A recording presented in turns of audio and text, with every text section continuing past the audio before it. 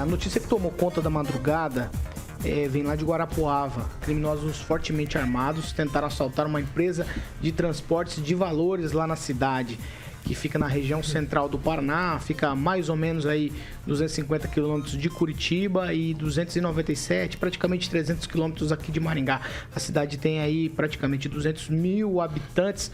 Os relatos são de que durante toda a madrugada, ontem à noite também é madrugada, muitos tiros pela cidade, bandidos fortemente armados enfrentaram a polícia, pelo menos 5 pessoas ficaram feridas. De acordo ali com o relato de testemunha, os assaltantes eles fizeram moradores reféns, fecharam os acessos às cidades, atearam fogo em caminhões, em outros estabelecimentos, na cadeia pública também lá de Guarapuava.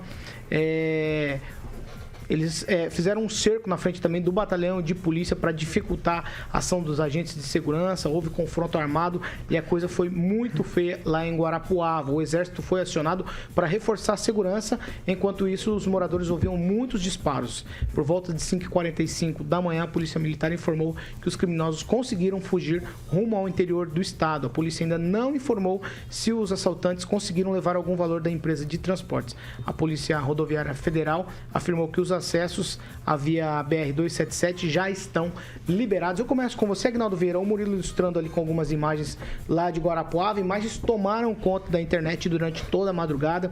A nossa equipe chega muito cedo aqui à Jovem Pan, e por volta das 5 da manhã, e a coisa já estava realmente em grandes proporções. É mídia nacional hoje. Guarapuava é tema aí de discussão, porque foi uma grande mobilização de bandidos, né? Fizeram referência até a um assalto de Santa Catarina, outros grandes assaltos no interior de São Paulo por conta dessa mobilização dos bandidos lá em Guarapuava. Aguinaldo. Agora uma sequência de investigação, de uso de imagens, justamente para identificar e prender essa cambada. Mas tem sido uma constante esse tipo de assalto planejado em cidades um pouco menores, né? O Guarapuava já é uma cidade média aqui do interior do Paraná e mesmo assim os bandidos lá estiveram e fizeram todo aquele terror, né? Mas uma coisa muito de estrategista esse assalto à empresa de valores. Mas trabalhar para que rapidamente sejam postos na cadeia e a gente acabar com isso, né? Isso é um vandalismo total, é a perda do Estado de Direito democrático, a gente viver numa situação dessa, reféns dentro de uma cidade, né? Todos ali, inclusive a polícia, eram praticamente refém desses bandidos. Kim Rafael, um tweet para você também. Fuzis, rifles, armamento .50, entre 20 e 30 bandidos, pelo menos é o que se dá conta até agora nas informações. Algo que a polícia não está preparada para enfrentar, ou é impressão minha só? Principalmente quando é .50, né? A polícia não está preparada para receber esse tipo de armamento, né? De disparo desse armamento. Eu vi a fachada ali do batalhão, pipocaram completamente a fachada. É uma coisa assim, filmes de terror. Me lembro muito bem na época quando aconteceu isso numa agência bancária em Nova Prata do Iguaçu. Também é uma cidade pequena e houve aí umas cenas terríveis, né? De pessoas ali sendo feitas de reféns, enfim. Então acho que essa questão aí tem que ser investigada o quanto antes, verificada através das imagens, aí como colocou o Aguinaldo aqui, e para ver realmente a identificação desses bandidos. Ângelo Rigon. O chamado novo cangaço. Rio Grande do Sul passou por isso há cerca de 2 anos, era muito mais constante, conseguiu reduzir, e me parece que esse pessoal está migrando aqui para Santa Catarina e Paraná. É preciso que a polícia haja com inteligência, e toda ela, né? Não só... Eu acho que deveria haver um empenho, uma espécie de força-tarefa envolvendo o governo federal e estaduais para evitar isso. O povo quer mais segurança, mais saúde e educação, e acho que o Estado tem a obrigação de dar isso. Luiz Neto. Paulo, muito bem lembrado por você, foi um dos assuntos que mais mobilizou a internet, inclusive o Twitter, né? E o que chama a atenção é a estratégia usada por esses bandidos. Foram rodovias fechadas, correntes humanas, uma série de situações aí que aconteceu em Guarapuava. Quem conhece essas empresas que transportam valores financeiros sabem da quantidade monetária que fica armazenado dentro desses galpões onde vão ser realizados os transportes. Mas o que chama a atenção, Paulo, o que a gente precisa refletir é o seguinte: bandidos têm mais possibilidade de armamento do que a própria polícia. O exército demorou horas para conseguir chegar até Guarapuava e quando chegou nada mais podia ser feito. Nada mais. Agora, as munições de fato no país, enquanto o cidadão está sendo desarmado, não estou dizendo que nesse caso caberia o cidadão estar armado, mas eu digo, enquanto o cidadão está sendo desarmado, nós temos a bandidagem crescendo cada vez mais nos seus armamentos. Isso aí gera violência. Não adianta falar que esse tipo de situação não amplia a violência. Quem fica refém é a população que ficou sofrendo. A gente sabe aí, a gente viu os vídeos na internet e com certeza ainda nós vamos ter desdobramentos em relação a essa situação, porque a polícia do Paraná é muito eficiente e não vai deixar isso impune. E uma situação a gente não vai transmitir, mas eu queria trazer para quem nos acompanha.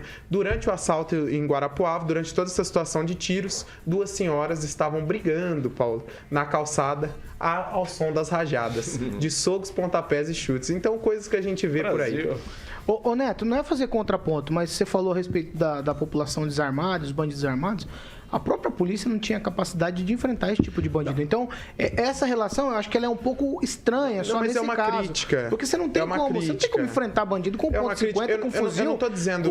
O policiamento aqui do Paraná é diferente de São Paulo. Como eu muito bem disse... Eu tô dizendo, Rio de Janeiro. Não, eu tô dizendo porque como eu muito bem disse, eu queria trazer essa reflexão para quem nos acompanha. Eu acho que as pessoas têm que ter liberdade. Se quer ter arma, que tenha. Não é isso. Eu tô dizendo que esse tipo de enfrentamento não dá para fazer essa comparação, porque é muito desproporcional. A própria polícia tem relatos ali, áudios, por exemplo, em grupos de mensagens, que o pessoal do choque, da polícia choque, não conseguiu fazer o enfrentamento. O carro foi absolutamente destruído por armamento pesado. Você não está falando nada diferente do que eu falei. Eu disse que nessa situação não caberia, mas é importante fazer esse contraponto, que enquanto as pessoas não podem ter o seu direito ao porte de arma, à posse da arma, nós temos a bandidagem comprando desenfreadamente aí pelas divisas frias que a gente tem no nosso país, pelo tráfico internacional. Então isso é o que chama a atenção, né? Cadê as políticas públicas que precisam ser feitas para que essas armas não cheguem à mão dessas pessoas? É só esse questionamento, porque se essas pessoas estavam usando .50,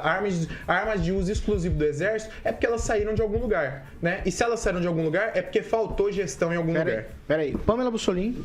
Paulo, só pontuando o que o Luiz Neto disse, eu acho o seguinte, já dizia um velho ditado, né, há um pensamento, que a paz, infelizmente, ela depende de uma ameaça velada de violência. A partir do momento que um criminoso imagina que possa haver pessoas que estejam também bem armadas, assim como ele, isso dificulta, né, a elaboração de crimes como esse. Agora, me chama a atenção que o modus operandi aí dessa quadrilha é muito parecido, né, com aquele acontecimento que teve também no interior de São Paulo, né, que uma quadrilha tomou uma cidade inteira, não estou me lembrando o nome da cidade agora, e foi tudo muito parecido, né, inclusive teve vítimas lá, né, soltaram bombas, enfim, um verdadeiro terror.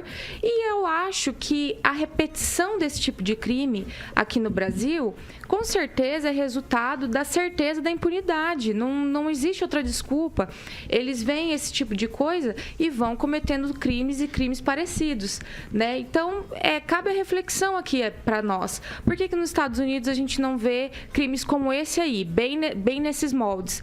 Porque existe ameaça velada de violência. Eles sabem que se eles forem para a rua com esse tipo de armamento e tudo mais, pode ser que eles encarem aí algum cidadão colecionador que tenha armas do nível deles, pode sair numa sacada, meter bala neles, e por isso que não acontece esse tipo de coisa. Agora, essas imagens, meu Deus, são apocalípticas, né? Parece uma amostra grátis do inferno. A gente precisa realmente... Eu falo, todo programa que acontece aqui, que a gente tem que comentar esse tipo de situação aí de Código Penal, eu digo, a gente precisa rever tudo isso, porque se o cidadão nessa situação, numa cidade como Guarapuava, do tamanho dela, estiver vivendo o terror desse, a gente não tiver que rever as nossas leis, eu não sei o que nós temos que fazer nesse país. Fernando Tupan. Olha, Paulo Caetano, esse faroeste caboclo aí nunca vai ter fim. Não tem muita diferença do que acontece aqui com alguns estados na América do Norte, Pamela. Lá também nós encontramos muitas coisas, não tão agravante como acontece aqui, mas o pessoal com um forte armamento indo assaltar. Eles têm o relógio, sabem do movimento da polícia, e aqui eles estão exagerando. A única coisa é o serviço secreto, começar a trabalhar em cima dessas pessoas e derrubar todas, mandar para a prisão uma por uma e acabar. Isso, pelo que eu vi ali, a maioria das pessoas tinha um treinamento militar, Paulo Caetano. 7h32. Repita. 7h32? Kim, mas é rapidinho, vai. Não, a gente fala do armamento, né, desses bandidos, eles furtam, eles roubam. Lá em Francisco Beltrão, por exemplo, o exército foi roubado um fuzil lá. E não é só exceção ali de Beltrão, porque é uma cidade pequena, mas cidade grande também, São Paulo, Rio de Janeiro, nós vimos notícias de bandidos entrando e roubando os fuzis.